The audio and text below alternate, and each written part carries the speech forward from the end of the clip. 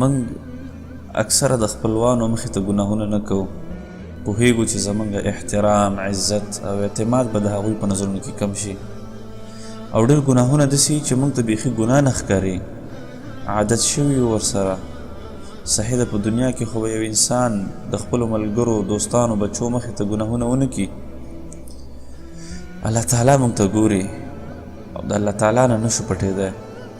یوه ورځ به د هغه په عدالت او محکمه کې ودرېږو، دا ټول خپلوان، شاګردان، بچي، دا ټول به ولاړي او الله تعالی به درانه د یوې لحظې پوښتنه کوي، د یو ګناه پوښتنه به رانه الله پاک کوي او موږ به د هغې جواب ورکوو. بیا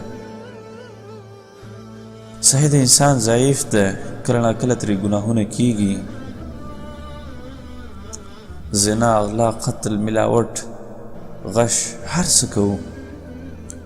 افسوس خبره دا ده چې موږ ته احساس د ګناهونو نه کیږي، ځکه زموږ زړونه کلک شوي دي، زموږ زړونه تور شوي دي، زموږ زړونو باندې دا ګناه اثر نه کوي. موږ سره احساس نه وي چې ما یوه ګناه وکړله او الله تعالی د ما نه خفه شو. د دې ګناهونو خوندونه هم یو محدود وخت پورې، هغه وخت تیر شي، خوندونه تیر شي، ختم شي، زړه بې سکونه شي، زړه بې سکونه پاتې. که فرض که وغواړو چې وخت مو ښه تیر شي، زړه مو په سکون کې، په راحت کې، دنیوي مشکلات راته اسانه وي، مصائب را باندې په اسانه تیریږي، نو دې لپاره ټولو نه اوله خبره دا ده چې موږ الله تعالی ته توبه وباسو، او په توبه کې زموږ او ستاسو کامیابي هم ده. الله تعالی په قرآن کریم کې فرمایي وتوبوا الى الله جميعا ایها المؤمنون لعلکم تفلحون. دا ژوند ډېر زیات کم دی، موږ ته مرګ هر وخت کې راتللی شي، دا د توبې دروازې په موږ باندې هر وخت کې بندېدلی شي. موږ ته دا معلومات نشته ده چې مرګ به په ما باندې د توبې نه مخکې راځي که بعد. انسان که فرض که په ګناهونو کې د الله تعالی مخې ته لاړ شي او الله تعالی مخې ته ودرېږي، دی به الله تعالی ته څه جواب ورکوي؟ بیا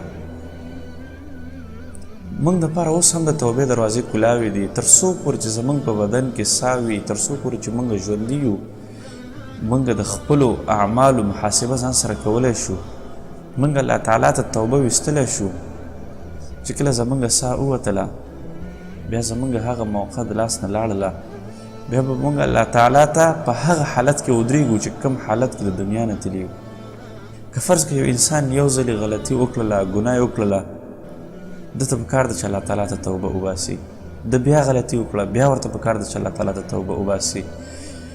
انسان ته پکار ده چې په هره توبه کې خپل حتی الوس کوشش دا وکړي چې دی د ګناهونو نه ځان منع کړي مستقبل دپاره، او دی دې په زړه کې دا کلکه اراده وکړي چې زه به بیا دا ګناه نه کوم. دا اراده دې الله تعالی سره دې وعده وکړي.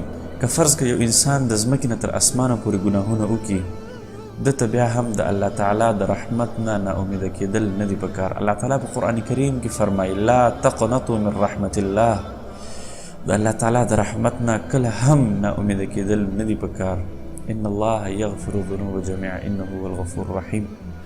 که فرض که یو انسان د ورځې 80 ځلې ګناه وکړي او دی 80 ځلې توبه وباسي او دنه بیا هم ګناه وشول او بیا هم توبه وباسي، الله تعالی د ته مغفرت کوي. تر څو پورې چې زموږ په بدن کې ژوند وي، ساه وي، نو موږ سره د توبې دروازه کلاوه ده. تر څو پورې چې موږ ژوندي یو، موږ الله تعالی ته توبه وباسلی شو. محترم ورونو، راځئ چې الله تعالی ته توبه وباسو. په توبه ویستلو باندې وخت نه لګېږي، په توبه ویستلو باندې ډېر قوت نه لګېږي. الله تعالی ته که فرض که موږ توبه وباسو، الله تعالی به د موږ نه ډېر زیات خوشحاله شي، او موږ ته پکار دا ده چې هغه حساب چې کوم به الله تعالی د موږ نه په قیامت کې اخلي، د هغې نه مخکې د خپل ځان سره حساب وکړو، او د هغې حساب، هغه لوی حساب دپاره ځان برابر کړو چې کوم په موږ او تاسو ټولو باندې یو ورځ راتلونکی دی. تؤمل أنك يوما تتوب وتشكو الذنوب وأنت الذنوب، وفي كل يوم تبوء بذنب وعيب يضاف لباقي العيوب. تؤمل أنك يوما تتوب وتشكو الذنوب